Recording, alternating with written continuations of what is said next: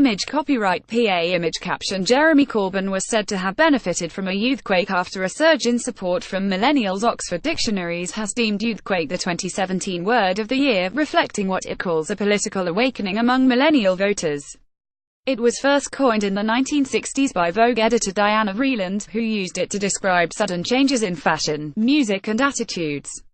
Oxford Dictionaries said its use had seen a recent resurgence, to describe young people driving political change.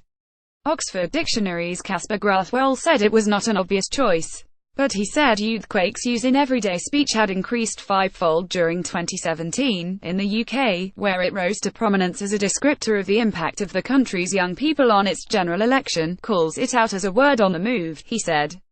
Mr. Grathwohl said youthquake's use in Britain peaked during the June general election, after polls delivered a better-than-expected result for the Labour Party. Other words in contention: Antifa, a short word for anti-fascist; broflake, a man who is readily upset by progressive attitudes, from the derogatory use of snowflake; compromat, the Russian term for material used in blackmail; unicorn, adding rainbow colors to things, especially food; milkshake duck, a person, a character on social media that appears to be endearing at first, but is found to have an unappealing backstory. Oxford Dictionary said the word sounded a note of hope after what it described as a difficult and divisive year. The word of the year is a word, or expression, that Oxford Dictionaries deems has attracted a great deal of interest during the year to date and is drawn from newspapers, books, blogs and transcripts of spoken English.